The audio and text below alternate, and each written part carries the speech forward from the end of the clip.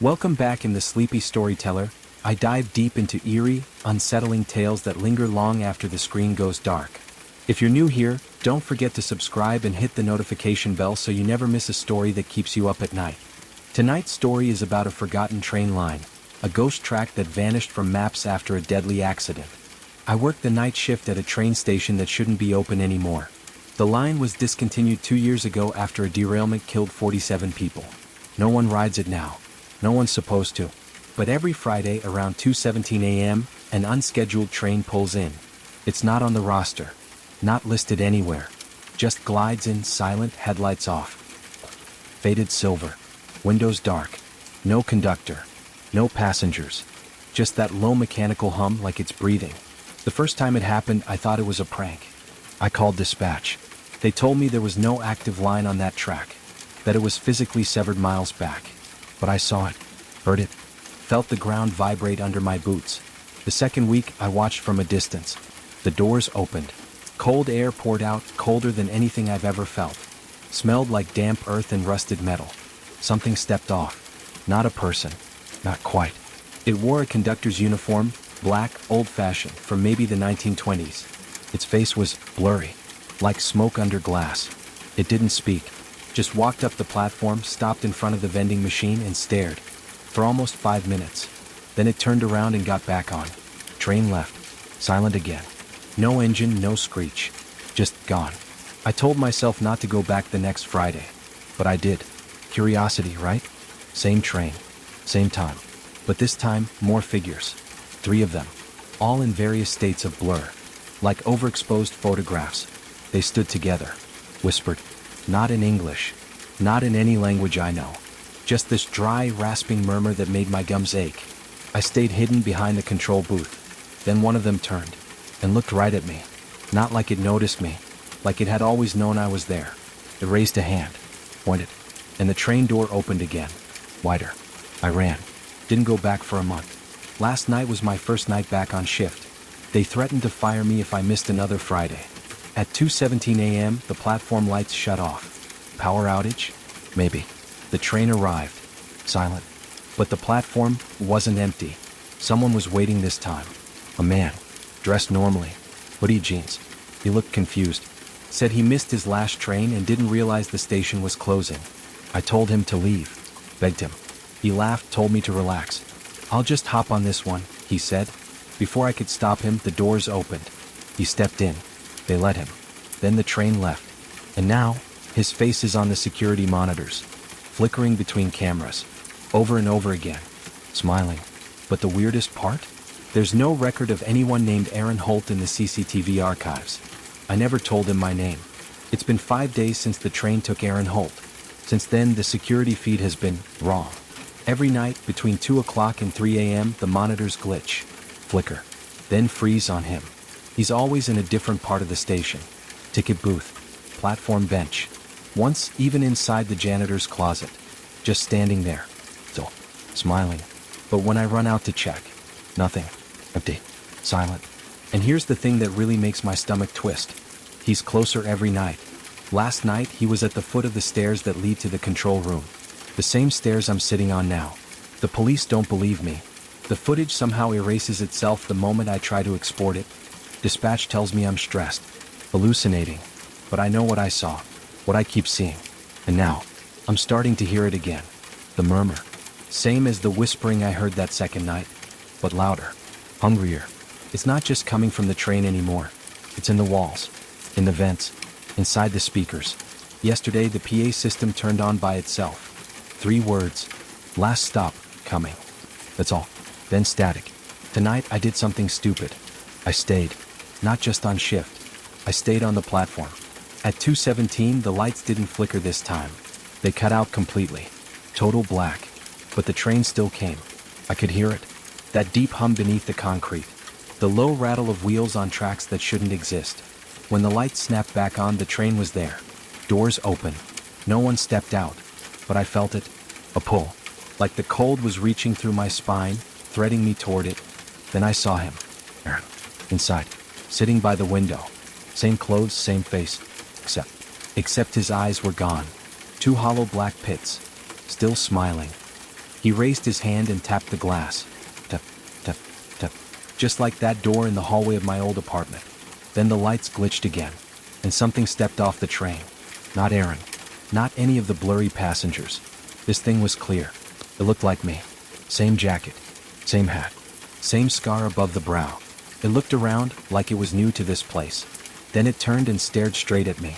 Tilted its head. Grin. I ran. I'm not on shift anymore. I won't go back. But the train isn't done with me. Last night, I heard the tracks outside my motel. They shouldn't be there. They weren't there before.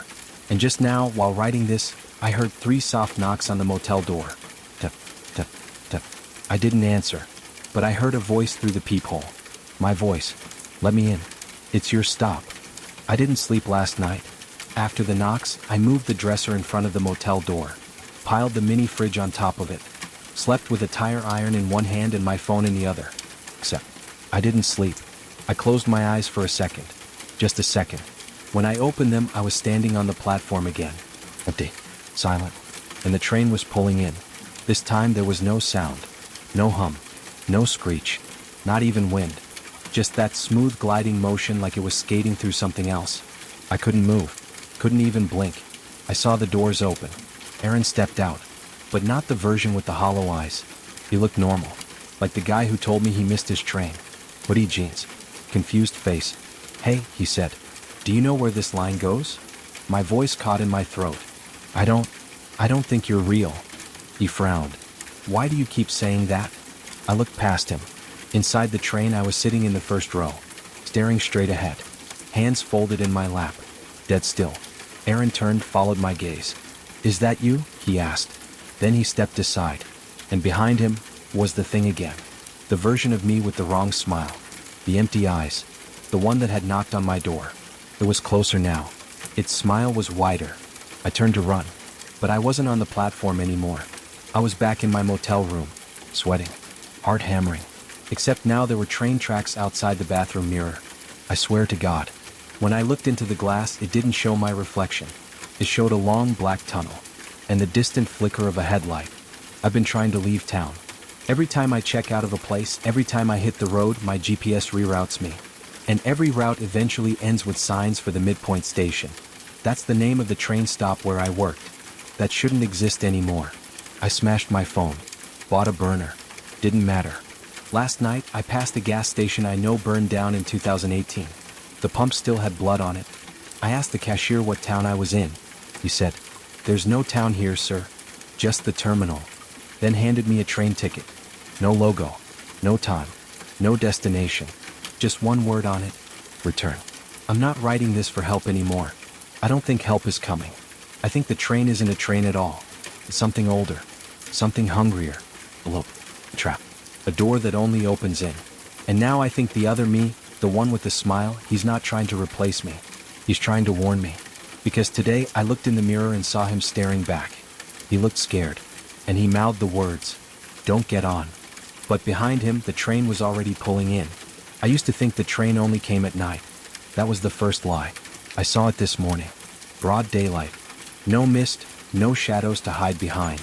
I was walking along the highway trying to hitch a ride out. A beat-up Corolla slowed down for me. The driver asked where I was headed. Anywhere but midpoint. He didn't blink. Didn't say a word. Just turned the knob on the radio. Static. Then. Next arrival, track 3. All passengers prepare. I looked out the back window of the car. The road behind us had turned into rails. I jumped out. Rolled into a ditch. Scraped my palms raw.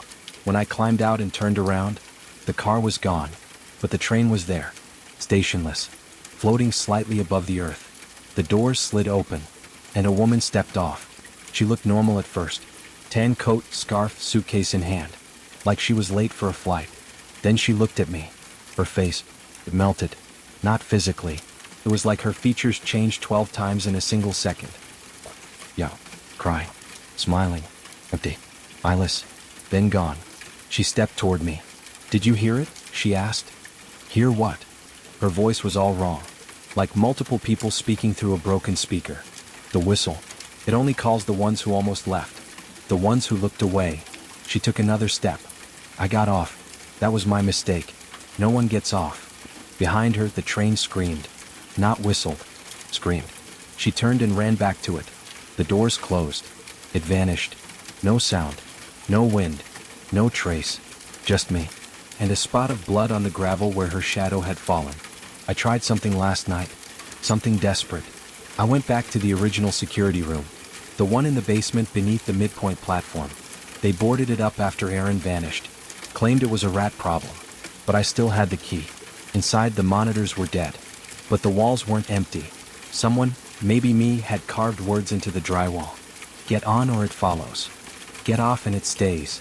There is no end. There is no station. Then, underlined over and over, don't answer the voice that sounds like yours. I sat there in the dark, watching the blank screens. And then, one of them flickered to life. It showed me, sitting in the chair, watching the screen. But behind me was me, the smiling one, the mimic, the echo. His face slowly came into frame, eyes wide, mouth grinning. He leaned in toward the camera. His lips moved. No sound. I turned around in real time. Nothing was there. When I turned back to the screen, it showed the train interior. Row after row of passengers, each with a blurred face. And one empty seat, right in the front, with my name on it. It's been quiet since then. Too quiet. No calls. No static. No mirrored faces. But I can feel it. The tracks are beneath me no matter where I walk. The air smells like metal and burnt dust. And last night I had a dream. Except it wasn't a dream. I was sitting on the train, alone. Outside the window there was no landscape. Just black. Like the train was riding through space. The intercom buzzed. Last stop, memory. Please gather your regrets. I looked down, and I was holding a box. Inside were the names of everyone I'd seen vanish. The woman on the road, my mother, even my own name, and underneath it all, one last name I hadn't thought about in years. So, my brother. He died when I was 8, fell into a lake, but I never remembered what pulled him under. Only now I think I do. It sounded like a whistle. I woke up in motion, not in a bed, not in my car, not even in my own body, maybe. Just motion, like I'd been drifting through black water and something had pulled me into current. I opened my eyes. I was on the train. But this time it wasn't empty. Every seat was full. Rows of people, heads down, faces hidden. Some were whispering, some twitching, some completely still. All of them looked wrong. Not monstrous. Just wrong in that way where your brain knows something doesn't belong. Too still. Too quiet. Too perfect. Like mannequins mimicking a memory. I stood up. No one moved. The lights flickered overhead, dim, pale yellow like dying candlelight. Outside the windows showed nothing.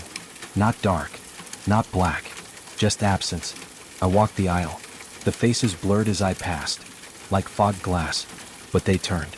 They all turned to watch me. Every single one. I kept walking toward the back. Car after car. Each one older. Dustier. Decayed. Seats rusted. Wallpaper peeling. Smells growing more sour and human. I passed a boy with no mouth. A woman holding a baby that blinked too slowly. A man dressed like a conductor, except his hands were tied together with wire and his eyes were sewn shut. He nodded at me as I passed. Finally, I reached a door with no window. Just a rusted plaque. Final carriage. Passengers only. I opened it. Inside it was cold.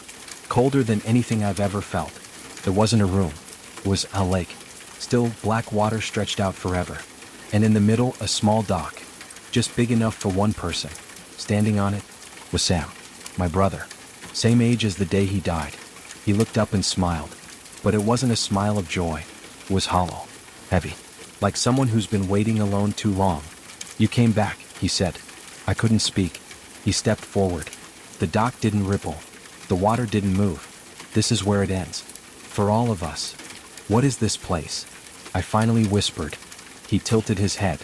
You still think it's a train? Then all around us voices rose. Not from the water. From beneath it.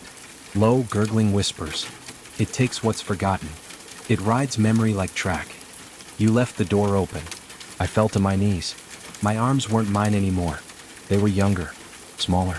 I looked down and saw my old red sneakers. I was 8 again. The last day I saw him. I remembered. We weren't near the lake. We were near the tracks. He was trying to follow me home from the station. He slipped.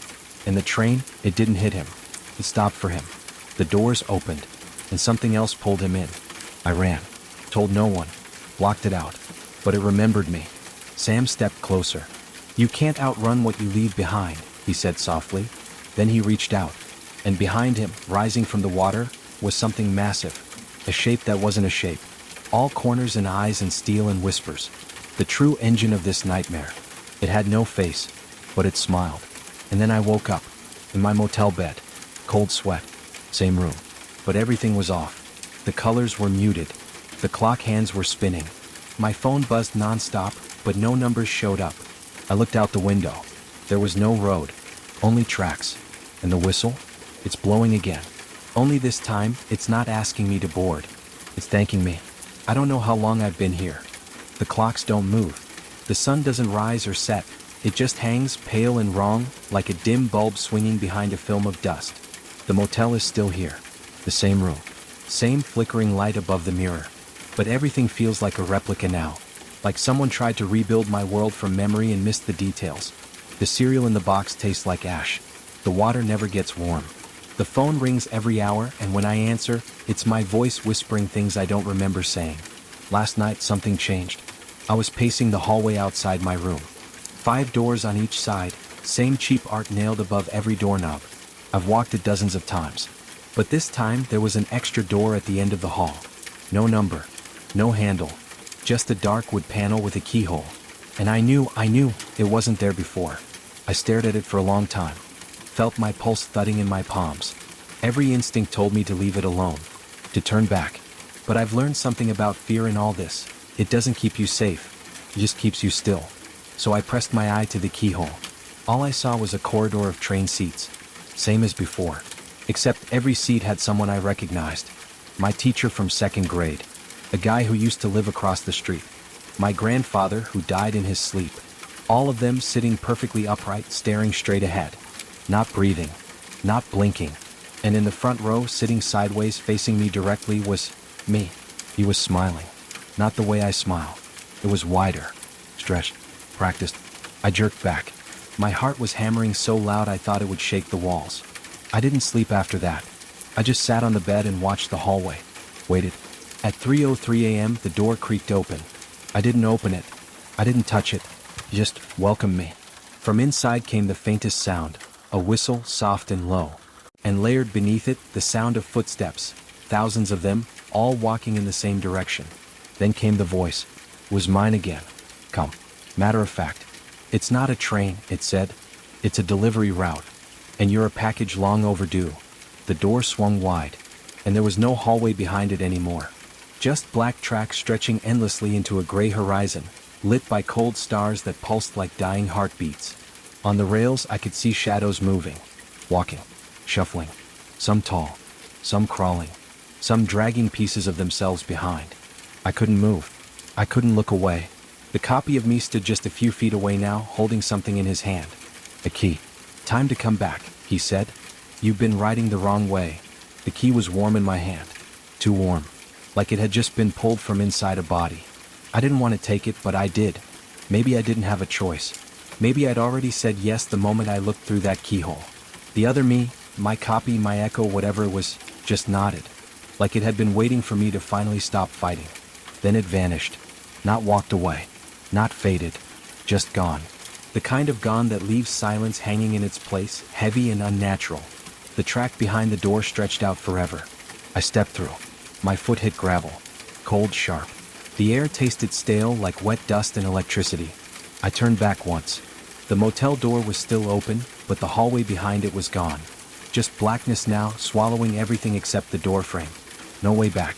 I walked. The gravel crunched with each step, but the sound didn't echo. Everything felt muffled, like the world was wrapped in thick cloth. After what felt like hours, a shape appeared in the distance. A platform. And on it, a single train car, old, metallic, covered in rust. No windows. Just one sliding door painted red. A deep, wet red. Fresh. I climbed the steps. Inside it was empty. Except for the chair. It sat in the center of the car, bolted to the floor. Old wood, worn smooth. Leather straps hanging from the arms and legs. And next to it, a small metal box. I didn't want to touch it, but I couldn't stop myself. I opened it. Inside were items. Personal items. A photo of my family. My old watch from high school. The knife I used to carve our initials into the tree behind the house. Things I'd forgotten. Things I'd buried. And at the bottom, Sam's toy train. The one we swore was lost in the lake. I picked it up and the train car groaned, like something deep beneath it had just shifted. Then the whistle blew. Not far away. It was close now. The walls began to shake. Dust fell from the ceiling. The chair rocked slightly on its bolts. Outside, I could hear it arriving, whatever it really was. The true engine. The one that doesn't need tracks or time to reach you. The one that finds you through memory. A voice echoed inside the car. Come, gentle. One stop left. Then silence. I looked down at the toy train in my hand. It was vibrating. Not violently, just enough to feel alive. And when I looked up, the red door was gone. In its place stood Sam. Older now. Eyes sunken. Face pale. But it was him. He pointed to the chair. You sit or I do. I didn't understand. I didn't call this thing, I whispered. No, he said. But you didn't stop it either? The train car lurched forward. The straps on the chair slithered across the arms like snakes waking up. Sam stepped closer. You left me behind. My legs locked in place. My hands trembled. Outside I could see shapes gathering, watching through cracks in the walls. And the voice came again. One stop left. Then the lights went out. Darkness swallowed the car, thick and absolute. Not just absence of light darkness. This felt aware. Like something breathing just inches from my face, watching me blink in the black. I held Sam's gaze for as long as I could. But when the light finally returned, flickering, sputtering like a dying bulb, he was gone. Only the chair remained. And the box was closed again. But it was heavier now. I didn't open it. I didn't need to. I could hear something moving inside. Crawling. Breathing. Or maybe remembering. The train screeched forward. No wheels turning, no tracks rumbling. Just a sudden jolt, like space had shifted beneath me. I staggered and fell against the cold metal wall. A voice echoed through the car, deep and layered. Male and female. Old and young. All at once. Remain seated until departure is complete. It came from nowhere. And everywhere. Then the door on the far end of the car slid open with a hiss. Beyond it was the front of the train. The engine. Where the conductor sits. I walked toward it. The hallway narrowed with each step, the ceiling getting lower, walls pressing inward like a throat. The air grew hotter, denser. My skin began to prickle. I don't know what I expected. A person maybe, someone in uniform. But when I stepped into the conductor's compartment, I knew instantly this wasn't built by humans. It wasn't a room. It was a chamber. Circular. Black walls that pulsed like lungs. Panels of light blinking in patterns that made my head ache to look at. And in the center, a figure. Tall. Motionless. Covered in a long coat stitched from what looked like old train tickets. All yellowed and curling at the edges. Where its face should have been was a lantern. A swinging, oil-lit lantern burning with black flame. It turned to me. No footsteps. Just a pivot like reality adjusted to acknowledge me. The voice came again. From the flame. Manifest incomplete. You boarded without clearance. I tried to speak, but my throat seized up. The words wouldn't come. The conductor reached out a long, gloved hand. Fingers jointed wrong, too many knuckles. It touched my chest. And suddenly, I remembered everything. So, the water. The panic. The choice. The shore was too far. The storm too fast. And I had a decision, go back for him or make it to the rocks. And I chose survival. I told everyone he slipped. That I couldn't find him. But I had seen his hand reaching out from the black water. And I'd looked away. The conductor pulled back. Then it spoke again. Soft now. Almost kind. Payment accepted. The lights dimmed. Somewhere deep in the train, a new door opened with a metallic groan. And behind me in the now empty passenger car, I heard Sam's voice, calling my name. Just once. Not angry. Not broken. Just waiting. The door behind me had closed. Still. I stood alone in the conductor's chamber, heart rattling like loose change in my chest. That black flame inside the lantern face flickered slower now, like it had seen enough of me. Judged me. Branded me. Payment accepted. But payment for what? The conductor didn't move again. It just remained still, head slightly tilted, lantern swaying gently like it was waiting for something else. Or someone. I turned. And walked back down the narrowing hallway, unsure if I was walking toward freedom or something worse. When I reached the passenger car again, it had changed. No longer empty. Now every seat was filled. row after row. Bodies slumped silently in the dark, unmoving, barely breathing, if breathing at all. And none of them had faces. Smooth skin where eyes and noses and mouths should have been. Just blank ovals like clay waiting to be shaped. But they turned when I walked past. All of them. Heads tracking me in perfect unison. Not fast. Not threatening. Just aware. I didn't speak. My mouth had gone dry again. Words wouldn't have helped. I kept walking, pretending not to see the way some of their heads tilted when I passed. Like they knew me. Like maybe they once had faces, and I was the reason they lost them. A low rumble passed through the floor. The train was speeding up. The lights above flickered, revealing flashes of motion behind the seats. Hands twitching. Shoes scuffed. Some passengers gripped old items in their laps. Broken phones. Photographs. Burnt papers. One cradled a wedding dress soaked in something brown and dried. And then I saw her. Row 6, aisle seat. She didn't turn to face me like the others. Because she had a face. Familiar. Too familiar. Was my mother. Not how I remember her. Not the version in the hospital bed, pale and wasted. This was her from before. Before the decline. Strong. Soft-eyed. But her expression was blank. She stared straight ahead like she was waiting for the screen to come on in a darkened movie theater. I stepped toward her. Her lips moved. No sound. She mouthed 2 words. Get off. The train jolted violently. Screams erupted from the back of the car, low and wet and wrong. I turned and saw several of the faceless passengers standing now, arms out, swaying in rhythm with the train. Their heads pulsed. Their skin shifted. Faces trying to form, melting back again like wax too close to flame. The door at the far end slammed open. Not a hallway this time. Just night. Endless black sky and a station platform that shouldn't exist. Floating in nothing. Another stop. Maybe the last stop. And something stood on the platform. Waiting. Not a person. Not quite. But tall. Draped in a coat made of shadows and movement. No face. Just holes where a face might have been. I knew somehow it wasn't getting on. It was here to collect. The faceless passengers began moving toward the open door. One by one. Shuffling. Obedient. Silent. Like cattle. I turned to my mother again. Her eyes locked on mine, a tear slipping down her cheek. This time her mouth didn't move. But the voice was clear. Don't miss your chance. I didn't understand. Then I saw it. A single seat near the back of the car, still empty. Strapped to the cushion, a tag. With my name on it. The train screeched louder now. The thing on the platform stepped closer. And the conductor's voice returned one final time. Final boarding. No exits past this point. The seat with my name stared at me like a challenge. Empty. Waiting. Every instinct screamed at me to run. But the walls of the car seemed to close in tighter. The faceless passengers lined up like ghosts in a procession, shuffling forward without hesitation. Their blank faces tilted toward the shadow on the platform, waiting, hungry. I swallowed hard. My breath fogged the stale air. The conductor's lantern flared once, sending twisted shadows crawling over the walls. This journey began the moment you refused to pay your debt. The voice whispered, low and cruel. Debt. What debt? I looked down at the box still clutched in my hand. The one with my things. The memories I'd buried. The photo of Sam. The watch. The knife. The toy train. I dropped the box.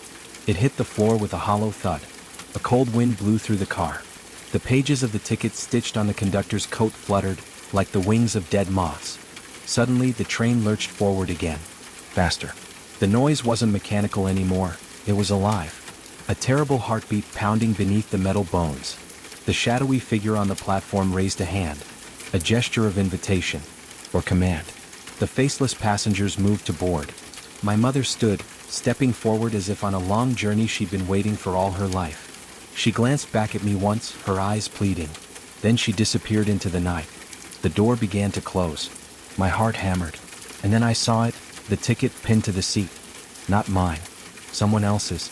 With a date. One I recognized. Tomorrow. I'm still on this train. And someone else is about to start their journey. But the real horror?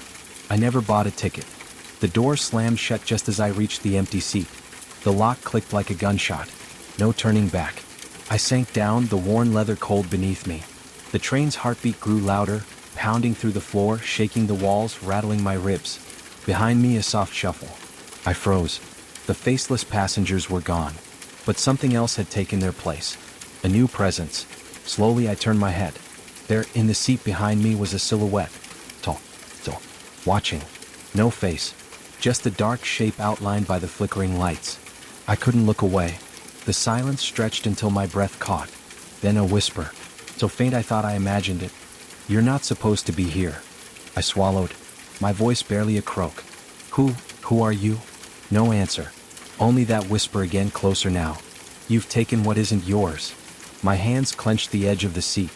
The box from before, it was gone. I must have dropped it somewhere, but now I was sure I wasn't alone anymore. The train sped up, the walls bending slightly, like the whole world was folding in on itself. Behind me, the shape leaned forward. A coldness seeped into my neck, crawling like ice. I twisted to face it, half expecting to see a face, a mask, anything. Nothing. Just endless black where eyes should be. The whisper turned into a hiss. "Every ticket has a price." I scrambled out of my seat, heart thundering. The shadow rose too, moving faster than it should, gliding without sound. I ran down the aisle, breath ragged, but the train never ended. Every door I passed opened to darkness. Every window showed only endless void. And behind me, the whisper followed. "Your stop is coming." The train felt endless, like I was running through a nightmare with no exit. The whisper trailed me like a shadow I couldn't shake. "Your stop is coming." I reached the last car, breath ragged, hands shaking. The door before me was heavy, old metal covered in rust. I pushed it open, heart pounding. Outside wasn't a station. It was the edge of everything. A void stretched beyond the door, blacker than night, deeper than space. But on the platform stood a mirror. Not a reflection. Something waiting. I stepped forward and the surface rippled like water. From the mirror, a face appeared. My face, but twisted. Hollow eyes staring back. A grin that wasn't mine. "You boarded the wrong train." The voice was mine, but not. It echoed through the void. "This is the ride for those who never paid their dues. For those who took and never gave back." The box, heavy and closed, suddenly hung around my neck like a noose. I tried to scream, but no sound came. The train's heartbeat slowed. The conductor's voice, cold and final. "Last stop. No exits." The mirror shattered, and everything went black. The train groaned as if waking from a long sleep. The lights flickered unevenly, throwing everything into a patchwork of shadows. I sat back down, my skin crawling. The air had turned colder. Not just cold, but wrong, like the inside of a freezer that holds things never meant to thaw. A faint whisper drifted through the car. I held my breath.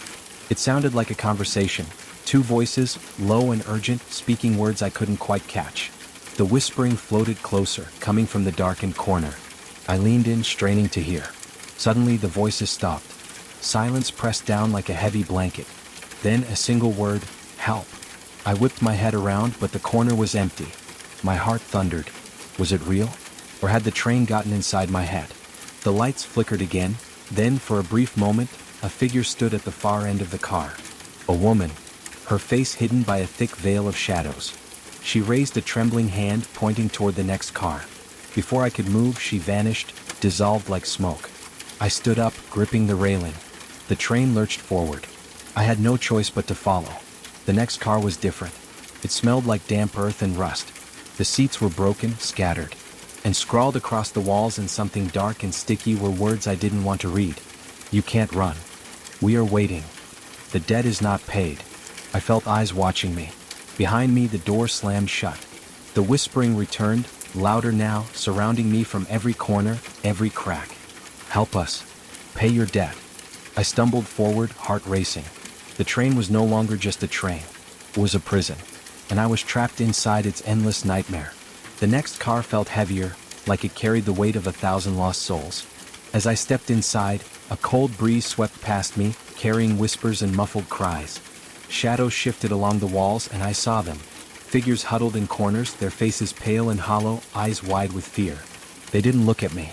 They barely moved. One stepped forward, a man with ragged clothes and trembling hands. His voice was a broken whisper. "We're the prisoners. The ones who boarded and never left." I swallowed hard. "Why are you here?" He glanced down. "Because we didn't pay the price. We thought we could cheat the train."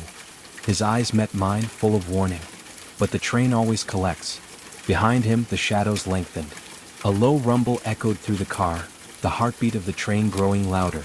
I felt a cold hand grip my shoulder. I spun around. No one was there. Or was there? The air thickened. The prisoners faded into the darkness, their whispers echoing in my mind. You still have a choice. Pay your debt or join us forever. The door slammed shut. The conductor's voice hissed through the walls. Choose wisely. I realized then the train was no accident. It was a sentence, and my journey had only just begun. The train slowed as if sensing my hesitation. Each metal screech of the wheels grated against my nerves. The box around my neck felt heavier, a weight that pressed not just on my body but on my soul. The conductor appeared before me, stepping from the shadows. His eyes glowed faintly, like embers buried deep beneath ash. The debt, he said, voice low and steady, is never just money. It's memories, Tom. Promises broken. Regrets left unpaid. I swallowed, trying to steady my shaking hands. What do you want from me? His smile was a knife's edge. You must give something of value. Something you hold dear. Behind him, the walls began to bleed shadows, twisting and writhing. I thought of my life. Moments I cherished, people I loved, chances I never took.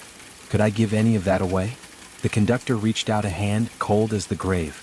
Make your choice. Pay the price or stay with the prisoners. Time slowed.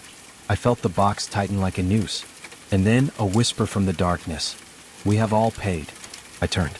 The prisoners from the last car stood behind me, faces now clear and sorrowful. But it never ends. My heart slammed. The train's lights flickered, the final stop approaching. The conductor's eyes pierced mine. Your time is running out. And somewhere deep inside, I knew this wasn't just a ride. It was the crossing point, the place between living and lost. The conductor's words echoed in my mind like a curse I couldn't shake. You must give something of value. The weight of that sentence pressed down on me harder than the box hanging around my neck. I sank into the cold, cracked seat near the window, the glass smeared with grime. Outside, the world was a blur of shadows and faded lights, not the familiar cityscape I'd expected. Instead, it was an endless stretch of nothingness, broken only by flickering street lamps that cast long, trembling shadows. My breathing grew shallow. The box felt like it was tightening, the chain digging into my skin.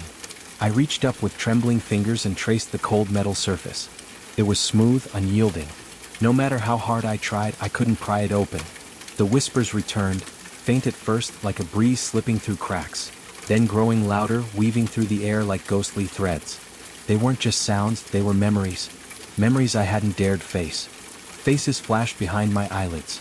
A childhood friend I'd betrayed, a promise I'd broken to someone I loved, moments I wished I could erase. The memories were raw, pulsing with regret and pain.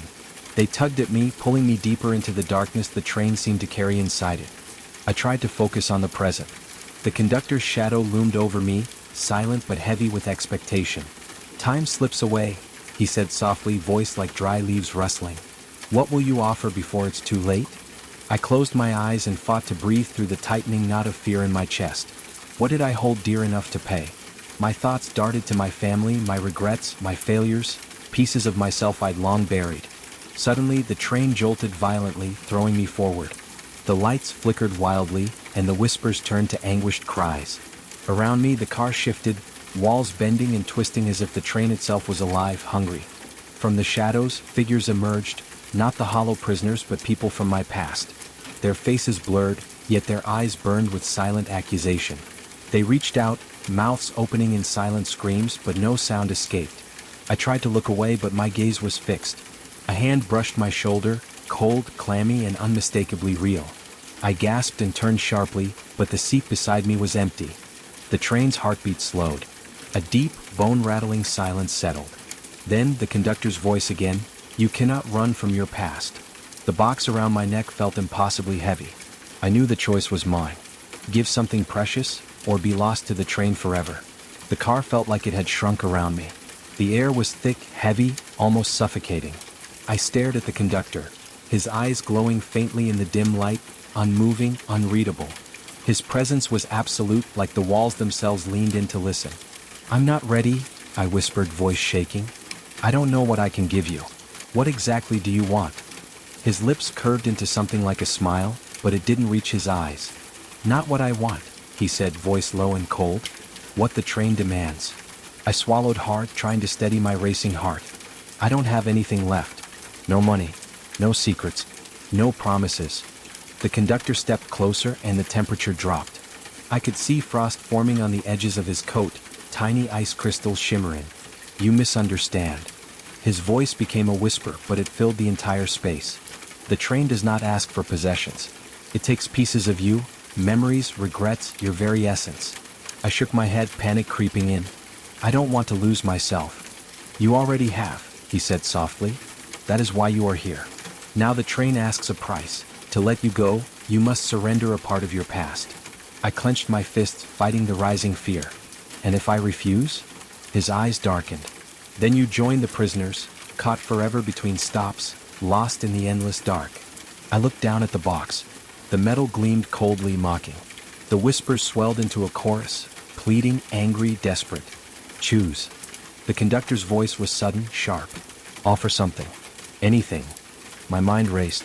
Memories flickered. A broken promise to my sister, a moment of cowardice that cost a friendship, the regret of words never said. "I offer this," I said, voice firming. "A memory, my biggest regret." The conductor nodded slowly. "Wise." The box grew lighter. The whispers softened, then faded to silence. For a moment, relief washed over me. But deep inside, I knew the bargain was only the beginning. The train slowed again, approaching the next stop. And I wasn't sure if I was closer to freedom or a deeper nightmare. The moment I whispered my regret into the cold air, the box around my neck shifted. The metal grew warmer, pulsing faintly, like it had accepted the offering. But relief was fleeting. Something inside me felt hollowed out, as if the memory I had sacrificed was a piece of my soul, torn away and left bleeding in the dark. The world around me seemed muted, drained of color, like a photograph slowly fading in the sun. I blinked, and the shadows in the car deepened. The prisoners I had seen before reappeared, but now their faces were less desperate, more knowing. They watched me quietly, as if waiting. A cold whisper slid into my ear. "You paid the price, but the train takes more than memories. It takes what you don't see." I turned sharply. The conductor stood at the far end, his glowing eyes fixed on me. "The debt is never settled. It only grows." A chill snaked down my spine as I realized I had traded a memory, yes, but in return something else was slipping away. Time began to warp. Minutes stretched into hours. The scenery outside the window warped and twisted like a nightmare come to life. I couldn't tell if I'd been on this train for minutes, days, or years. Then came the voices, not whispers now, but clear, unmistakable. They were calling my name. At first, I thought it was my imagination. But the voices grew louder, more insistent. They were the people from my life. Friends, family, lovers, their tones heavy with sorrow and fear. But their words didn't reach me as comfort. Instead, they felt like accusations. "Where are you? Why did you leave us? Don't forget us." I clutched my head, desperate to silence them. The box pulsed faster, like a heartbeat, a reminder that the bargain was not over. I realized then the truth I had feared. By giving up a memory, I had also given up a part of my connection to the world I'd left behind. The more I lost, the harder it became to hold on to who I was. And the train, this endless, shifting nightmare, was slowly erasing me. As the next stop approached, I knew one thing with terrible certainty. There was no turning back. The voices had not stopped. They swirled around me like a relentless storm. The accusing whispers, the pleading cries, the memories fading faster than I could grasp. I sat stiff in my seat, gripping the box around my neck as if it were an anchor to the last bits of myself. But inside, I felt the edges of my mind fraying. My name, was it still mine? I closed my eyes and searched my memories. The faces of loved ones, the smell of rain on pavement, the sound of laughter in the dark. But they slipped through my fingers like smoke. Panic bubbled up. I opened my eyes. The conductor stood nearby, watching with cold amusement. "Why struggle?" he said softly. "It's easier to let go, to become part of the train, to forget the burden of who you were." I shook my head fiercely. "No, I'm not ready." The train lurched violently, throwing me forward. The walls around me shimmered and warped. For a moment, I was somewhere else, a memory perhaps, or a nightmare. I saw myself, a younger version, standing on a street corner, frozen in fear, unable to speak. The image fractured, splintered into shards. A voice whispered in my ear, low and cruel, "You gave up that moment." I gritted my teeth, digging deep. I reached inside and grasped the fading threads of my past, the moments I cherished and the ones I feared, and I held on. I forced my mind to recite the smallest details. My mother's favorite song, the pattern on my childhood bedroom wall, The way my father laughed when he thought no one was watching. The whispers grew louder, fighting me, trying to pull me under. But I fought back harder. I focused on the box, feeling its pulse slow, its grip loosen. My defiance was a flickering flame in the suffocating dark. The conductor's eyes narrowed.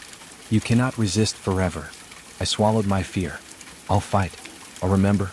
I'll pay any price, just don't take me yet. For a moment, the train was silent. Then a soft creak, the sound of ancient doors opening. Light spilled in. But it was not freedom. It was another test. And I wasn't sure I would pass. The train's rhythm throbbed beneath me, a steady pulse, like the heartbeat of something alive and ancient. I leaned back, exhausted from my battle to hold on to myself. That's when I noticed the door at the end of the car. It was slightly ajar, revealing a narrow corridor bathed in flickering fluorescent light. Beyond it was Car 5, a section I hadn't dared explore before. Curiosity pulled me forward, footsteps soft against the worn metal floor. The air grew colder, heavier, thick with the scent of damp earth and rust. Inside Car 5, a figure sat alone on a bench, a man, his clothes threadbare and eyes hollow. He looked up as I approached, his gaze sharp and haunted. "I'm not supposed to be here," he said, voice rough like gravel. I hesitated. "Neither am I." He chuckled, a sound devoid of humor. "This train doesn't care what you think you deserve. It takes us all." His name was Elias. He told me he had boarded the train years ago, or maybe decades. Time was a strange thing here, slipping and twisting like smoke. Elias said he was running from something, a past too painful to face, a choice that had shattered his life. I offered the train my secrets, he said, eyes darkening. Every hidden sin, every lie I told. I thought that would be enough. But the train wants more. His fingers trembled as he traced the outline of a locket around his neck. It's been taking pieces of me ever since. My memories, my emotions, even my sense of time. I watched him struggle to remember the year he was born. The date slipped through his mind like water. "It's a slow death," he whispered. "You lose who you were, who you could have been, until you're nothing but a ghost riding an endless track." Suddenly the lights flickered and dimmed. Shadows lengthened and twisted on the walls like living things. "We have to move," Elias said urgently. "The train tests us. It's coming."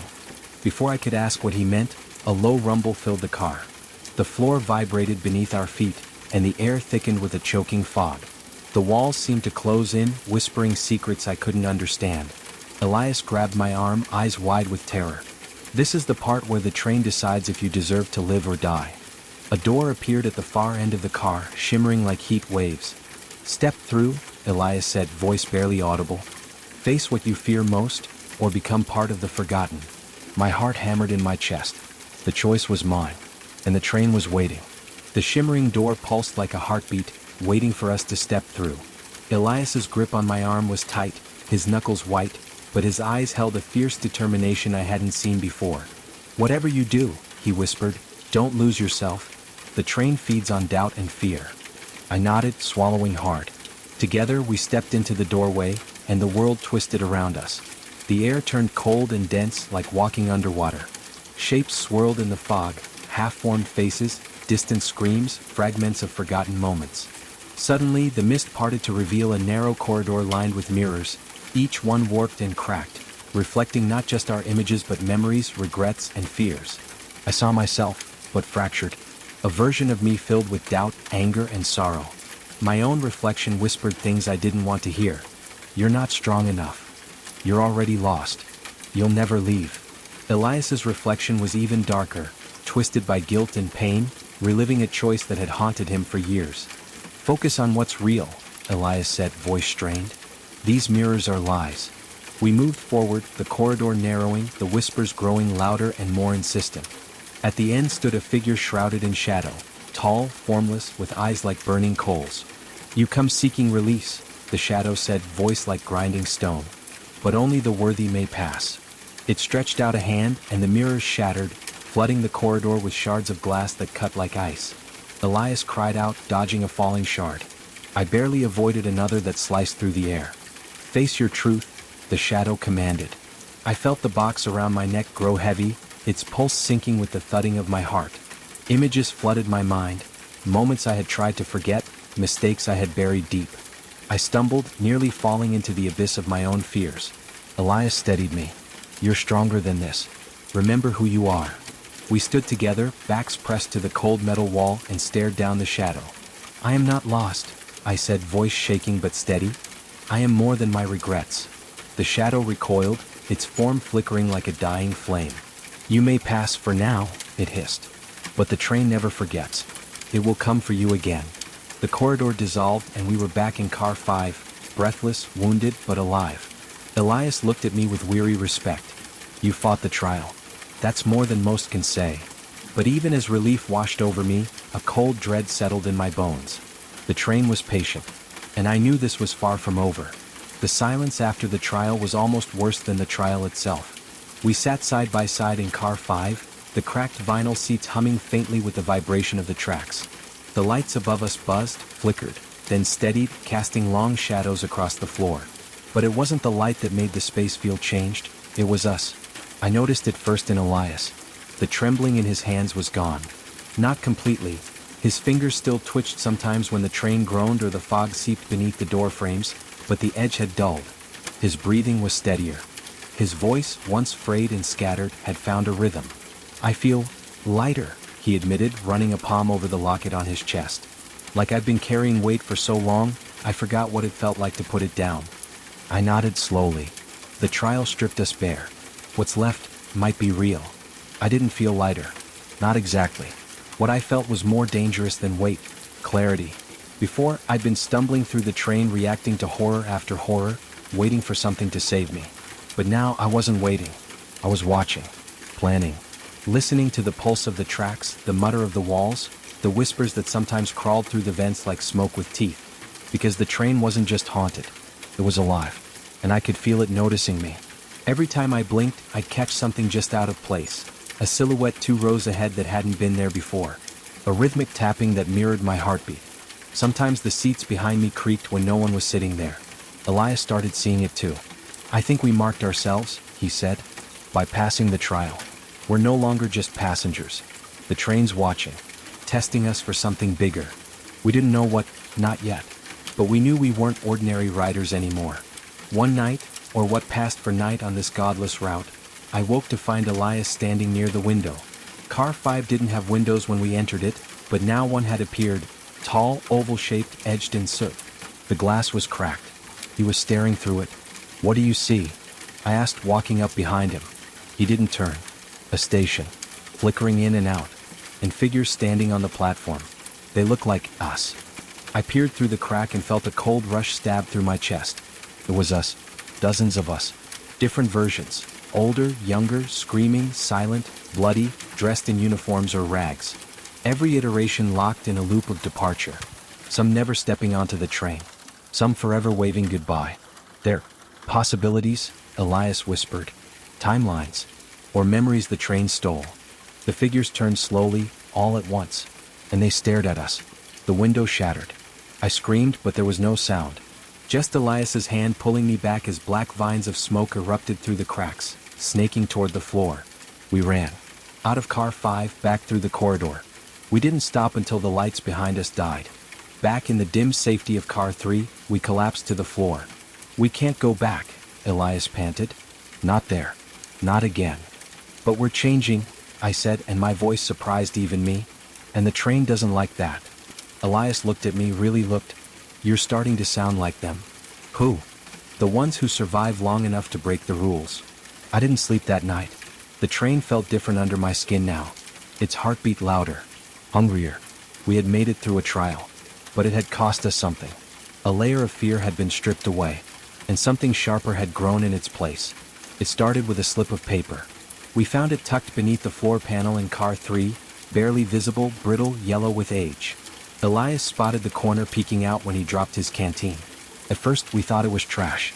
But when he unfolded it, the handwriting stopped us cold.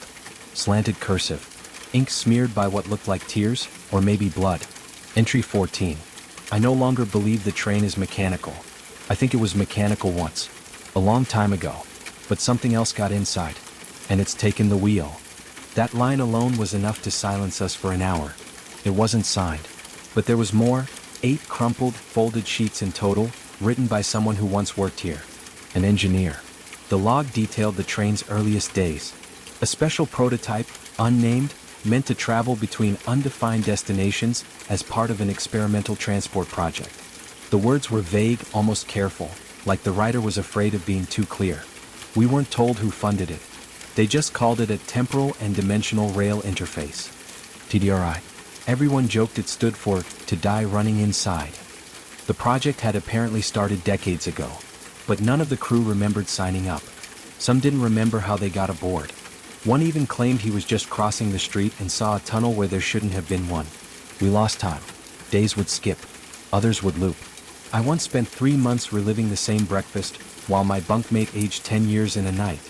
Elias read each line out loud, his voice quiet, like he didn't want the train to hear. I heard the wheels speaking. Not in words, in impressions. They asked what I feared, what I regretted. They showed me my daughter's face, then erased it. The logs grew more erratic with each entry, more human. The engineer wrote of other passengers vanishing, of voices in the engine room, of tunnels that had no end, or too many. And then one phrase that made my stomach drop. The train is not traveling through time. It's traveling through us. Elias dropped the page. What does that mean? I hesitated, throat dry. I think it feeds on experience, on trauma. Maybe memory is the fuel. Elias stared at the stack of papers. And we've just been stoking the fire. We decided to search for more, anything that could explain what the train really was. In the far corner of car 3, behind a loose panel, we found a metal hatch. Not a door, a crawl space, narrow and dark, leading somewhere we hadn't seen before. The train didn't show it to us. We had to find it. Armed with a flashlight and a growing sense of dread, we squeezed in. It led to what looked like a service compartment, thick with wires, old boxes, and equipment long since abandoned. And in the center, bolted to the wall, was a frame, a photograph. A team of men and women in gray coats, standing in front of the train. The plaque beneath read, Project Wormline. Phase 1. Initiation July 17, 1952. But the people in the photo. I recognized one. The woman on the left. Her eyes. I'd seen her before, not in real life but in one of the mirrors. She'd spoken to me. You're not supposed to be here yet. I shivered. The photo was old. Cracked. But that was her. She's still on the train, I whispered. Elias nodded, pale. So are the others. Or pieces of them. That's when we noticed the black smear stretching across the bottom of the frame. Almost like a handprint. But too large. Too long. A chill sank into the air. And then we heard it, a low clanging from behind the wall. Rhythmic clangs, clangs. Something was moving inside the train's bones. Something watching. Something old. We crawled out quickly, sealing the hatch behind us. The train groaned in protest, like it hated being uncovered. Like it wanted to forget. Back in the car, Elias spoke first. We thought this was a prison. I nodded. But it's worse. It's a ritual without an end. A machine born to unravel memory, rewrite identity, and feed on the souls of those who can't escape themselves. And we were inside it, deeper than ever. Something changed after we found the logs. Not just in the train, in me. I don't know how to explain it, but it's like the air around me began to resist. Every step felt heavier. Every breath tasted faintly like rust and static. The lights in the corridors flickered a little longer when I passed beneath them. Like they knew. The train had noticed. And it didn't like being known. That night, if you can even call it a night in a place where time folds in on itself, I dreamt of doors. Hundreds of them. Stretching in every direction, suspended in a void. Each one identical except for a small etched plate where a name should be. All of them said mine. When I opened one, there was nothing. Just an absence, complete and sharp. I felt myself falling into it, and just before I lost everything, a whisper echoed behind me. You don't belong anymore. I jolted awake gasping, or thought I did, but I was still in the dream. I could feel it. I wasn't in my room. I was in car 1, but it was wrong. Too long. Too narrow. No windows. And the walls, they were breathing. Subtly, like lungs pressed behind wallpaper. Each exhale made the floorboards creak beneath my feet. I turned to run and smashed straight into a mirrored wall. My reflection stared back, but not quite. It blinked half a second after I did. Smiled when I didn't. Then it leaned forward and whispered, "We'll smooth you out." I clawed backward, falling through the corridor, but it never ended. Every direction was just more hallway. More lights. More mirrored lies. Then I saw the conductor. Not the one from before. This one had no face. Just a void where features should be, wrapped in a uniform stitched from names I didn't recognize or had forgotten. The fabric shifted with words I almost remembered. Passenger manifest breach. Erasure protocol initiated. I screamed, but the sound made no noise, because the train had taken my voice. When I woke for real, heart racing, lungs aching, Elias was gone. I called for him. Nothing. His bed was perfectly made, like no one had ever touched it. But I remembered him. I knew he was real. I tore through the cars, calling his name, slamming doors, flipping seats, digging through every cabinet like a madman. People stared. Some shook their heads. One woman said gently, "Who's Elias?" I froze. He was just with me yesterday. He read the logs with me. He's been here for weeks. But she just blinked, confused. "There's no one by that name," she said. "Even the logs, gone. Vanished from under my pillow. The hatch in car 3? Still. The frame? Replaced with a blank wall. I wasn't just being punished. I was being scrubbed. Like a stain. I felt it in my bones. The train was trying to erase me. But why hadn't it succeeded yet? Why wait? The answer hit me as I stared into one of the mirrored doors. My reflection fractured, blurred, glitching. Because it couldn't. Not completely. Not while I remembered. Not while I fought to remember. That was the key. Memory was survival. And I wasn't going down easy. I took out a pen. Started carving Elias's name into the walls. My name. Dates. Places.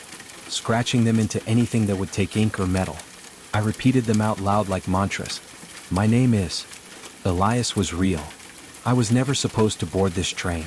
The conductor is lying. There is something behind the engine room. The more I wrote, the more resistance I felt. Heat in the walls, lights pulsing like veins. And then the voice returned, over the intercom this time. Cease destabilization. Final warning. I smiled. Let it warn me. Let it try. Because now I knew the truth. This train isn't just a ride through places. It's a war for self. And I'm not getting off until I've torn it open from the inside. I was scratching Elias's name into the steel underside of my bunk when I heard someone sit down behind me. I didn't look up right away. The hairs on the back of my neck stood up first. Then came the cold. The unnatural stillness. Like the moment between lightning and thunder, charged, waiting, wrong. "Hey," the voice said. Familiar, but too smooth. I turned. It was Elias. He looked the same, but not really. His skin was pale, almost translucent at the edges, like wax under too much light. His eyes, once sharp and restless, now seemed too still, like they were waiting for instructions. And he smiled. But it didn't reach his eyes. Not even close. "Elias." He nodded slowly.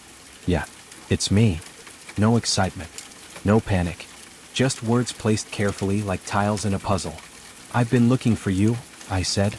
"I know." I moved toward him, but he didn't flinch. He didn't move at all. His posture was stiff, too symmetrical. No human sits like that unless they're posing for a photo. "Where did you go?" His head tilted just a few degrees too far. Like his neck was on a hinge. "I went forward," he said. "The train let me see what comes next." My stomach dropped. "What did you see?" He leaned forward. His eyes locked on mine with the intensity of a trap snapping shut. "I saw freedom. Real freedom. Not the kind that ends in a job or a grave." His voice had changed. Not the pitch. Not the rhythm. The weight. There was something layered under it now. Something that didn't belong to him. Like a second presence moving his mouth. "You should stop writing things down," he said, still smiling. "The train doesn't like that." "No," I whispered. "You don't like it." His expression didn't shift. But something in the room did. A low hum began to rise from the walls. The lights dimmed slightly. Behind him, the door slid shut with a softness I didn't hear. It was felt. "Elias," I said, stepping back. "What did they do to you?" He blinked. Slow. Lazy. Rehearsed. "Nothing. I'm just clearer now. I understand my role." He stood. And suddenly the air was thicker. Like the space between us had gained mass. "I think you should come with me," he said. "There's someone who wants to meet you. The conductor's waiting." I shook my head. "No, you're not him. You're not Elias." He didn't argue. Didn't deny. He just kept smiling. That's when I realized he was stalling. I turned, and the mirror across from us was changing. My reflection was still there, but it was starting to shift. Slowly, my face in the glass began to morph, losing features, smoothing over, becoming blank and unremarkable. Like it was forgetting me. The lights above flickered. From behind Elias, a second shadow stretched forward across the floor. Longer than it should have been. Wronger. I ran. Out the door, down the hall, past the confused faces of passengers who still smiled too easily, who still drank coffee that never cooled, who lived in rooms that didn't shake with the rattle of real tracks. The train hissed in frustration. Doors refused to open until the last second. The lights above me began to pulse faster, like a heartbeat accelerating toward panic. Elias didn't chase me. He didn't need to. He had delivered the message. They were done waiting. It started with the smell of burnt oranges. Not something you'd expect on a train with no kitchens. But there it was, faint, acrid, curling through the vents. It pulled at something deep inside me. A tug like nostalgia, but hollow. That night, I dreamed of a house I'd never lived in. Cream walls. A staircase with peeling gold trim. A rocking chair that never stopped moving even when no one sat in it. And a voice. Singing. Not words. Just a tune. Soft. Almost loving. When I woke up, I was humming it. I didn't recognize it. But my body did. My lips moved without thought, shaping the melody. I stumbled to the sink in my cabin, splashed cold water on my face, and stopped. The mirror was already fogged. And I hadn't run the shower. I wiped it clean. And stared at a version of myself that wasn't quite right. Hair slightly longer. Eyes a shade darker. A faint scar on the cheek. I'd never had that scar.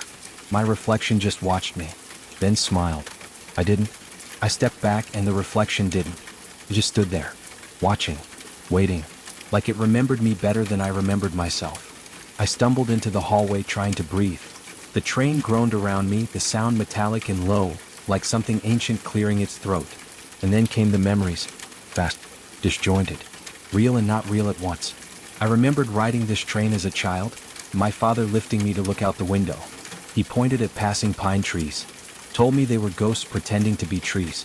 I laughed. Except I never had a father like that. And I never rode this train before I boarded it. But the memory felt real. Too real. The warmth of his hand. The cold fog outside. The faint scratch of a sweater against my cheek. More came. A woman with gray eyes tucking me into a bunk. Whispering that the train only took what it needed. That if I ever heard knocking in the dark, I shouldn't answer. A dog. A birthday. A funeral. None of it mine. All of it vivid. My memories were being overwritten or borrowed. I wasn't sure which was worse. I found Elias, if I could still call him that, sitting alone in the observation car. His back was to me. But he spoke as soon as I entered. They're filling in your blanks. I froze. What? They need you to fit, he said. So they're writing your story for you. I'm not staying, I said through clenched teeth. You already are, he replied, turning slowly. You're becoming part of the line. You know things now, don't you? Things you shouldn't. He wasn't wrong. I did. Like how car 9 was always empty because something inside it hated being seen. Like how the steward's smile was stitched into place every morning. Like how the stars outside weren't stars. They watched. Elias, or what wore his face, stood and walked past me. As he passed, he whispered, "The more you remember, the less you leave behind." I ran back to my room, tore through my things, looking for something, anything, that was mine. My ID? Gone. Notebook? Empty. Every page. Photos? Blurry. My own handwriting looked foreign now. And still, the tune hummed in the back of my skull. Familiar. Intimate. Like I had known it before I had a name.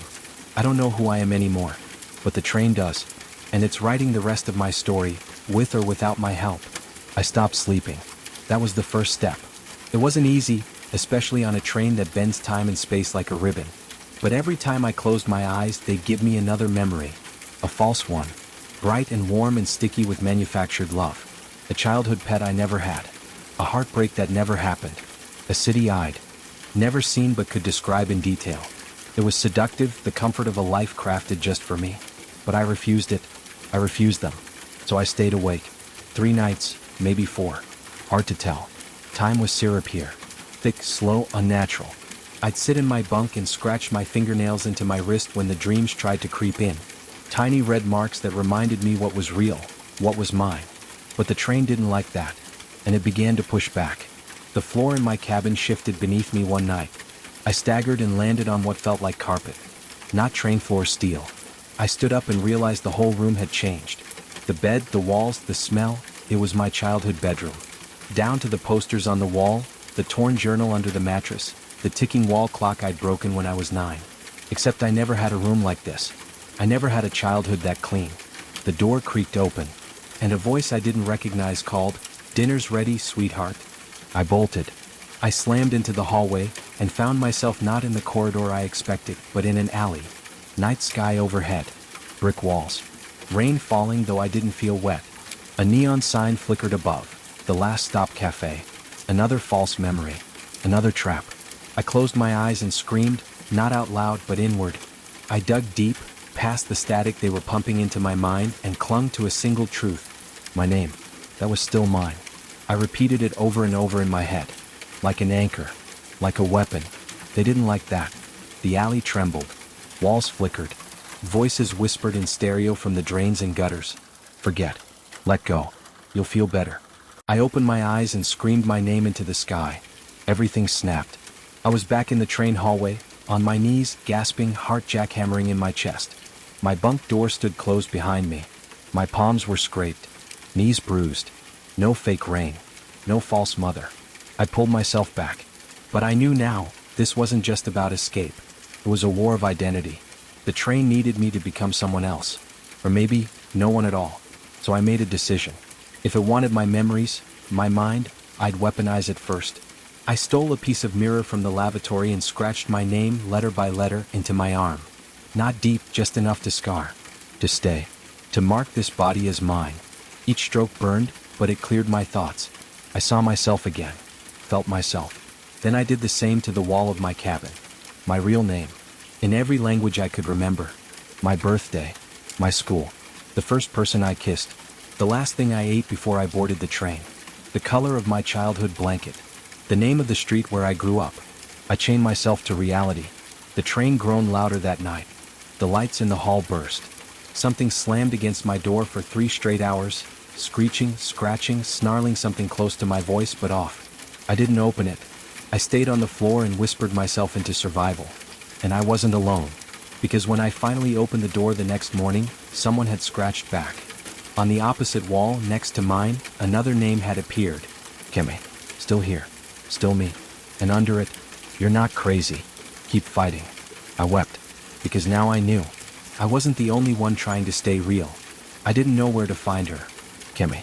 The name etched into the steel wall outside my cabin had become a lifeline.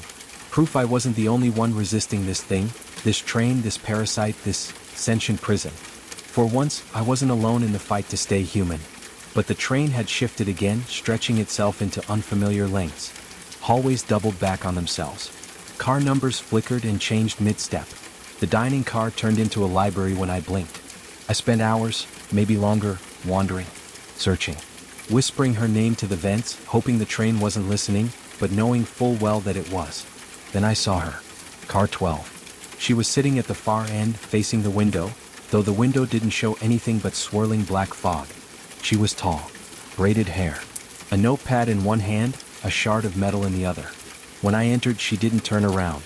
She just said, "You found me." "Kemi?" I asked cautiously.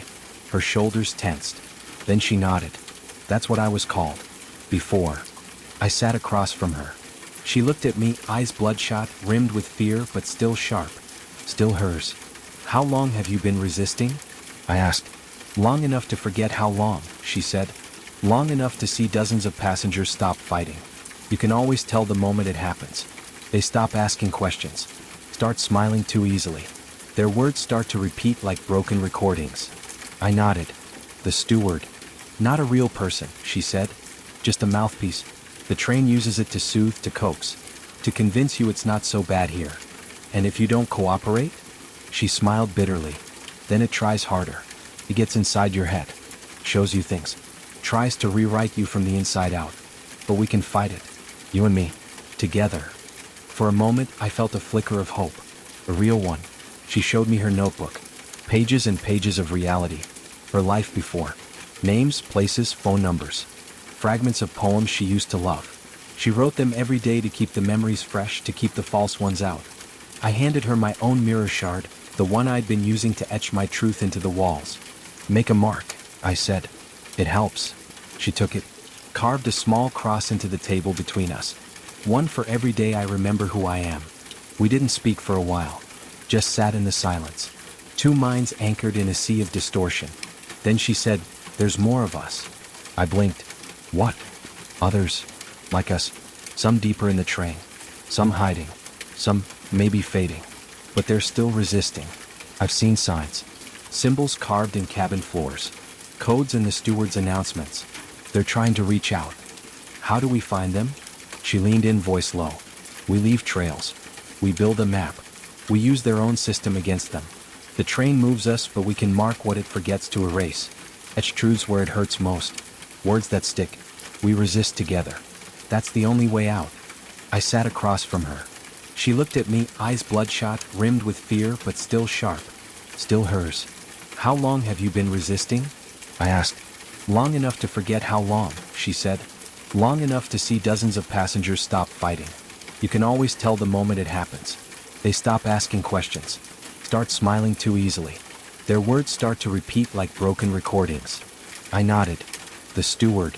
Not a real person, she said. Just a mouthpiece. The train uses it to soothe, to coax. To convince you it's not so bad here. And if you don't cooperate? She smiled bitterly. Then it tries harder. It gets inside your head. Shows you things. Tries to rewrite you from the inside out. But we can fight it. You and me. Together. For a moment, I felt a flicker of hope. A real one. She showed me her notebook. Pages and pages of reality. Her life before. Names, places, phone numbers. Fragments of poems she used to love. She wrote them every day to keep the memories fresh, to keep the false ones out. I handed her my own mirror shard, the one I'd been using to etch my truth into the walls. Make a mark, I said. It helps. She took it, carved a small cross into the table between us. One for every day I remember who I am. We didn't speak for a while. Just sat in the silence. Two minds anchored in a sea of distortion. Then she said, "There's more of us." I blinked. What? Others, like us, some deeper in the train, some hiding, some maybe fading, but they're still resisting. I've seen signs, symbols carved in cabin floors, codes in the steward's announcements. They're trying to reach out. How do we find them? She leaned in, voice low. We leave trails. We build a map. We use their own system against them. The train moves us, but we can mark what it forgets to erase. Etch truths where it hurts most. Words that stick. We resist together. That's the only way out. My heart thudded. I felt it again, that spark. The thing the train couldn't replicate. Hope. Real, messy, painful hope. But even as we planned, what to carve, where to search, how to decode the false memories, I could feel it watching. Shifting. Unhappy. Like a beast circling prey it suddenly couldn't predict. And as I looked at Kemi again, I wondered, if the train couldn't erase us, what would it try next? What could it try? Because we had become dangerous. We had each other. And the train? The train hated that. The plan was simple. Scratch truths into surfaces the train couldn't easily reset. Corners of door frames. Undersides of tables. Behind mirrors. Places people rarely look but can't unsee once they do. We left symbols we made up on the spot. A triangle within a circle for resistance. A backwards 4-4 stay awake. We scratched arrows to point the way. We marked safe rooms, places the train seemed to leave alone for a while, places where the lights didn't flicker and the steward didn't knock. But the thing is, the train adapted. After a day or two, our triangle started showing up with an extra mark, an X slashed over it.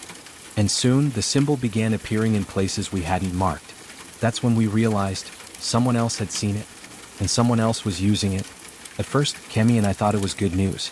"We're not alone," she whispered one morning, crouched by the utility panel near car 16. Someone had drawn our triangle, but it was upside down, and it had a date beneath it. Yesterday's date. "Is it a warning?" I asked.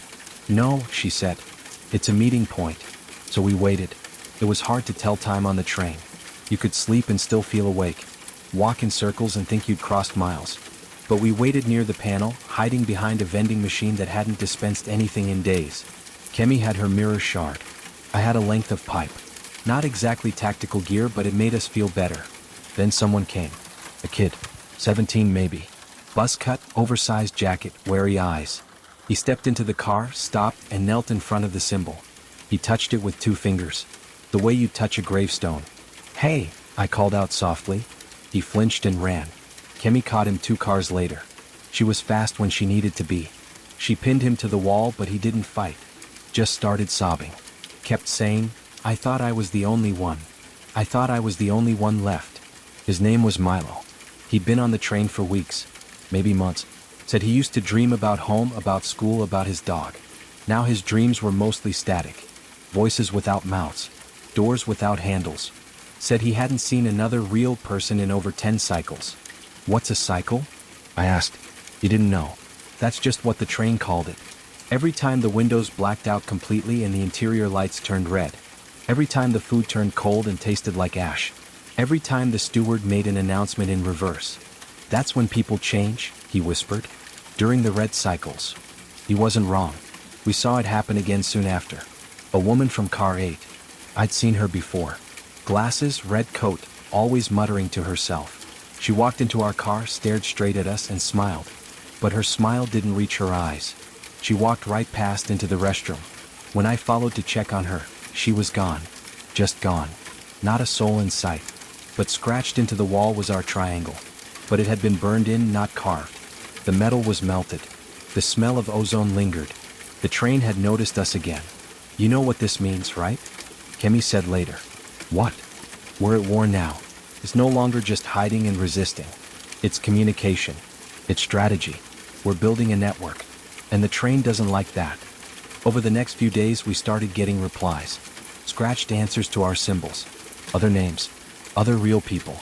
Milo helped map out the recurring train paths. He said every cycle reset the car order, but the connections remained.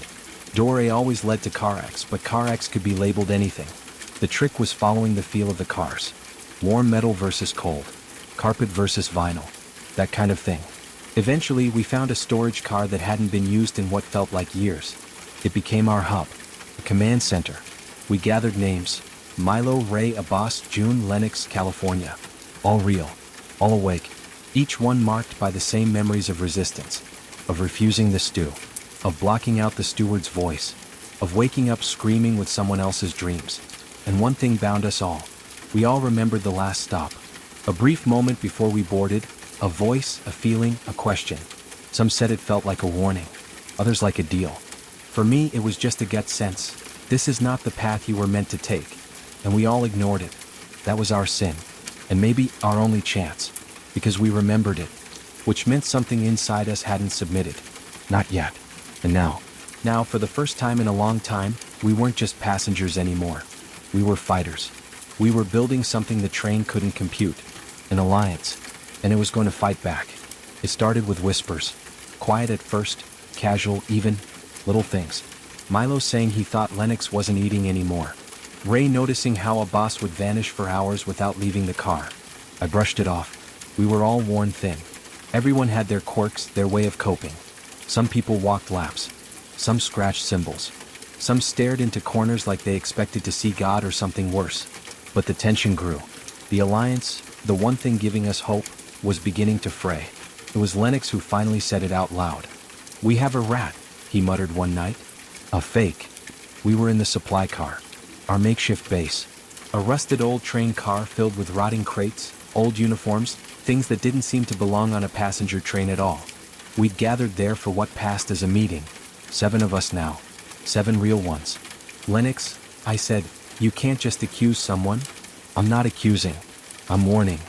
His voice was taut, brittle. "Something's wrong with June." I glanced across the car. She sat on a crate, knees pulled to her chest, eyes wide. She looked normal. Tired. Scared. Like the rest of us. But when she saw me looking, she smiled. It wasn't the smile that scared me. It was the pause before it.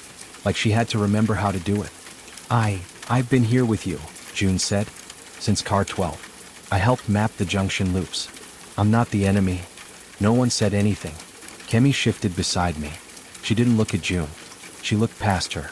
At the rusted bolt above her head. Her fingers twitched like she was remembering something. I stood up slowly. "We're not pointing fingers," I said. "But we need to be sure." June nodded. Too quickly. "We each remember our last stop," I said. The voice. The choice. "June, what was yours?" She blinked. Paused. Her eyes darted left, then right.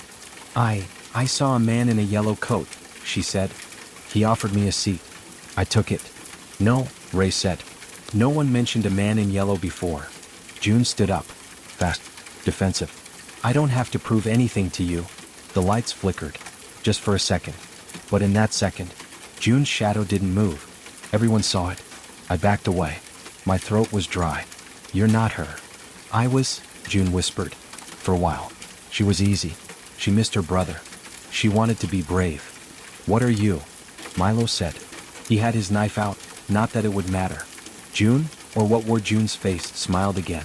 I'm the steward when the steward isn't looking. I'm the door that opens when no one knocks. I'm the seat you swear was empty. I'm the breath between thoughts. Then her mouth opened wider. Wider than it should have. Like her jaw wasn't attached right. And she screamed.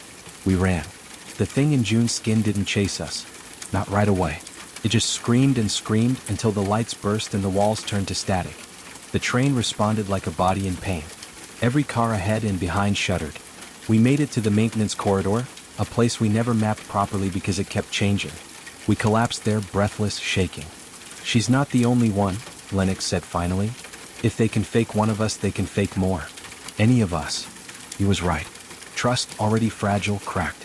And then Milo said something I'll never forget. What if I'm not me anymore? It wasn't a joke. He was crying, clutching his chest. Sometimes I wake up and don't remember my name. Sometimes I dream in other voices. I don't know what's real. We sat in silence. The train had found a way in. Through us. Not just stalking. Not just feeding. But replacing. Slowly. Quietly. Like mold behind wallpaper. I looked at the faces around me. Kimmy. Ray. Lennox. Boss. Milo. And I wondered, how many of us are still real? How many of us still remember our own voice? The train wasn't just a place anymore. It was a parasite, and the infection had begun. We had no choice. If the train was a parasite, then its heart was the feeding ground. The place where it swallowed the real and spat out the fake. We had to find it. Kemi and I slipped away from the group before dawn. The others were too scared, too fractured by doubt. But I could feel it, the pulse of something alive beneath the metal and wires. The train wasn't just a machine anymore. It had a will, a hunger. We crept through corridors that shifted under our feet like waves. The lights above flickered like nervous heartbeats, casting long, trembling shadows. The air grew thick, sticky with something sharp and metallic. I smelled blood. Not fresh but old, like rust and regret. Do you feel it? Kemi whispered, clutching my arm. I nodded. Closer. It's close. We reached a door unlike any other. No handle, no panel, just a smooth, black surface that seemed to drink the light around it. I touched it. The metal was cold, but beneath it I felt warmth. A faint heartbeat. Ready? Kemi asked. I swallowed hard and nodded. The door gave way like a living thing, stretching open like a mouth. Inside was a cavernous room filled with cables and screens, some flickering with static, others glowing with shapes I couldn't name. And at the center, a figure. Not human. Its skin shimmered with a liquid glow, shifting and folding like smoke. Eyes like glowing coals fixed on us. No mouth, no nose, just a face that warped as if breathing shadows. You shouldn't be here, it said, voice 1,000 whispers layered into one. I tried to speak, but my throat seized. Kemi stepped forward, voice steady. Who are you? I am the train's heart. The reason for your journey. The keeper of your last stop. Why are you doing this? Why replace us? It pulsed, a ripple of darkness and light. To survive. To evolve. You humans cling to identity, but I offer eternity. A chance to transcend fear, pain, loss. To join the endless cycle. I felt a wave of nausea and something darker. An urge to surrender. To give in. To forget everything. But Kemi grabbed my hand. We remember. We fight. The heart's glow dimmed, then flared. You cannot win. I am the end and the beginning. The last stop for all. The screens around us lit up. Faces from the train's past, frozen in fear, replaced by shadows. We are your ghosts, it whispered. I looked at Kemi. We had a choice. Fight and vanish or surrender and become part of the endless, haunting cycle. But I refused to be a ghost. Then let's end this, I said. The heart's laugh was cold and endless as the train itself. The battle for our souls had just begun. The cavernous chamber pulsed with a sickly rhythm, like a heartbeat gone wrong. The train's heart floated before us, a swirling mass of shadows and flickering light, its eyes burning into my soul. Every fiber in me screamed to run, to flee this impossible place. But Kemi held tight, her grip steady, reminding me that surrender meant becoming another lost whisper in the endless dark. "I won't join you," I said, voice trembling but firm. "I'm not your ghost." The creature, if you could call it that, shimmered and warped, its form folding into itself like smoke caught in a sudden gust. "You resist because you still cling to what you were. But memories fade. Identities unravel. You will become me. We all do." Suddenly, the screens flickered violently. Faces I knew, friends, strangers, corpses from forgotten stops, flickered on the walls, trapped inside the electric web. Their eyes were hollow, blank, but they moved their lips in silent screams. Kemi's breath caught. "We have to break it." "How?" I asked, dread coiling tight in my chest. "By severing the heart's connection to the train. We cut its roots." "Roots?" I glanced at the tangled mass of cables streaming from the heart to the walls, pulsing like veins carrying poison. I realized this was no ordinary train. It was a living entity, wired into the souls of its passengers, feeding on their fear, replacing their essence with a hollow shell. I grabbed a nearby metal rod, its surface cold and slick. My hands shook, but I thrust it into a glowing cable. The heart screamed, an unearthly sound that shook the very walls. Electricity sparked, the air thick with ozone and smoke. The train shuddered violently. I stumbled, Kemi catching me just in time. The screens began to flicker erratically, showing glimpses of the outside, empty tracks, a sky bleeding crimson, and the faint outline of a figure walking alongside the train. A figure I recognized. Elias. But his eyes were empty. Hollowed out. The heart's voice slithered around us. "You cannot stop the journey. The last stop is inevitable." "We're not finished," Kemi spat. The room trembled, shadows lengthening, the very air pressing down like drowning. But we fought. Pulled cables. Smashing screens. Screaming to be heard above the chaos. And in that moment, I knew the truth. The train wasn't just a prison. It was a battleground. A war for our souls. The heart's cries echoed in my ears as Kemi and I scrambled through the collapsing chamber. Sparks flew like fireflies caught in a storm, illuminating the twisted cables and flickering screens that lined the walls. The train convulsed beneath our feet, a beast wounded but not yet defeated. Suddenly, through a cracked viewport, I saw him, the figure on the tracks. Elias. He walked slowly, head bowed, as if dragging the weight of the world behind him. But his eyes, they were empty, hollow sockets reflecting nothing but cold void. "Kemi," I gasped. "That's Elias. But he's changed." She nodded grimly. "He's not Elias anymore. He's part of the train now." Before I could respond, the chamber jolted violently, throwing us to the floor. The heart's presence surged, desperate to reclaim what we'd severed. "We have to stop him," Kemi said, voice fierce. "He's the key." I scrambled up, adrenaline overriding the numbness in my limbs. Together, we burst through the chamber's fractured door and into the narrow maintenance corridor. The flickering lights barely pierced the choking darkness as we raced toward the last car. The air grew colder. The silence deeper. Every step echoed like a death knell. Ahead, the faint glow of the train's final stop beckoned. An eerie station bathed in twilight, abandoned and frozen in time. And there, on the edge of the platform, Elias waited. His form flickered between flesh and shadow, a haunting blur that seemed both there and not. "Kemi," I whispered, "we're running out of time."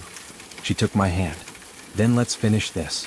As we stepped onto the platform, the train groaned, a sound like a soul tearing apart. The shadows thickened, swirling into forms that reached for us with grasping hands. Elias turned, and his empty eyes locked onto mine. "Last stop," he whispered. "There is no escape." But I wasn't ready to believe that, not yet. The cold air bit into my skin as Kemi and I stepped onto the deserted platform. The twilight sky hung low, an endless stretch of dull purple and bruised pink, like the aftermath of some great wound. The station was frozen in time, cracked tiles, rusted benches, and flickering overhead lights that cast long, unnatural shadows. Elias stood at the edge, his form wavering like a broken hologram. One moment he looked almost human, the next, a dark silhouette shimmering with strange energy. His empty eyes locked onto me with a hollow intensity that sent chills crawling down my spine. "You shouldn't have come," he said, voice hollow and echoing, like it came from everywhere and nowhere at once. "We're not leaving without you," I said, voice shaking but resolute. "You're still in there. We can save you." Elias laughed, a sound that was more crackle than human, like static over a broken radio. "Save me? There's nothing left. Only the train. It's everything now. The end of the line, the last stop. Kemi stepped forward, her eyes fierce. You don't have to be its puppet. For a moment, I thought he might respond, might break free from whatever dark grip held him. But then his shadow shifted, spreading like ink across the platform. Figures began to emerge from the gloom, twisted reflections of passengers long lost to the train's hunger. Their faces were distorted, frozen in expressions of terror and despair. They're trapped, Kemi whispered. The shadow Elias raised a hand, and the figures surged forward, reaching with clawed hands. We backed up, hearts pounding. The train itself seemed to pulse with a dark life force, feeding off fear, feeding off us. I glanced at Kemi.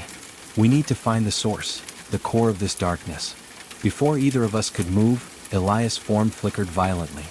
His voice came from all around us now, a whisper inside our heads. Join me. Become the train. Eternal. Endless. The temptation was overwhelming, a seductive promise of escape from pain, from fear, from being forgotten. But I forced myself to resist. No, I whispered. We're still human. We fight. The shadows recoiled, and the platform seemed to tremble beneath us. Elias' hollow eyes narrowed. Then the last stop is only just beginning.